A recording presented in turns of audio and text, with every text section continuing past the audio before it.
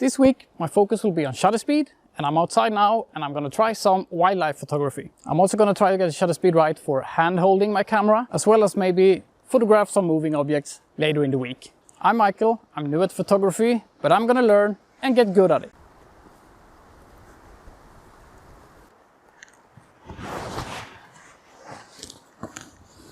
I'm gonna set up close to the water. I'm just gonna sit there being quiet, and hopefully some kind of wildlife will eventually show up. I'm gonna put my camera into shutter speed priority, and this way hopefully I can prevent getting blurry images.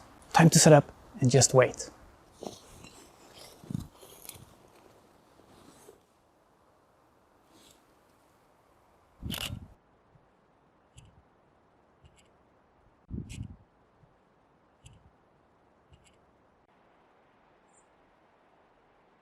I've been sitting here now for quite a while, I think a couple of hours or so, and so far I've had no luck with the wildlife.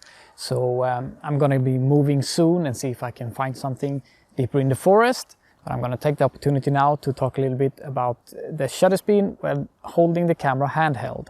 And what I've learned is that if I, for example, have a 60mm lens, I should have the shutter speed at least 60. This will give a clear picture, no motion blur. But I'm a little bit shaky, so I crank it up a little bit more to give me some more margin of error.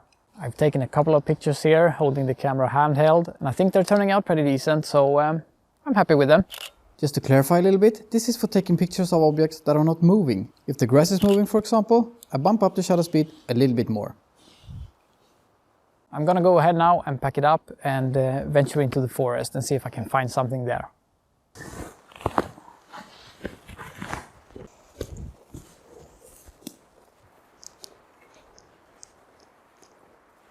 This is a good example of a picture with some motion blur. Here I used the focal length of 100, I used 40 as shutter speed, and this is a little bit low, so this became blurry. On the other picture here I used the same focal length, but I set the shutter speed to 100, and this is much more clear.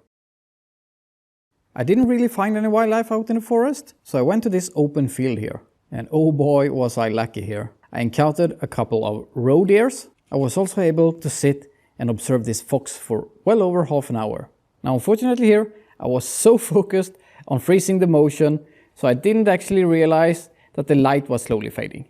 I used a quite high shutter speed, and when using a high shutter speed like this, a lot less light will actually make it into the sensor. So unfortunately, all the pictures I took was of a poor quality. I did save 2 of them. That wasn't completely bad, but that's not the important thing, I suppose, because this was an absolute amazing experience. But I'm gonna go out, I'm gonna try it again, and hopefully I'll get better pictures this time.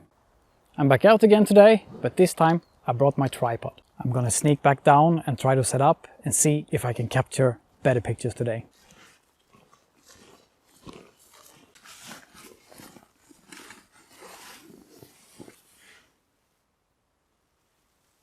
Unfortunately, there were no animals showing up this evening, but I took a couple of pictures of the surroundings that I'm happy about. And I also managed to get a picture of these birds here that was migrating south. And I think this is a pretty interesting picture. Next day I went out again, this time a little bit earlier in the day. And yet again, I had some luck on my side. I encountered several woodpeckers here, and I was actually able to get relatively close to them. So this enabled me to get a couple of really good pictures here.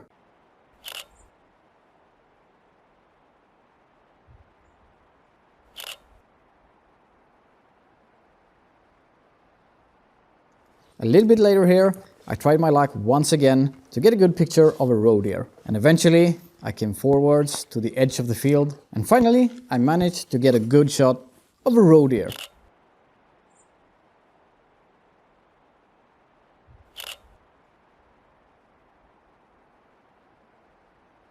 This has been great. I've learned a lot this week, and if you find this useful and entertaining, consider subscribing. I have a lot to learn, so there will be plenty of videos coming. For every video I make, I'm gonna save one picture. So for this week, I'm gonna save this one.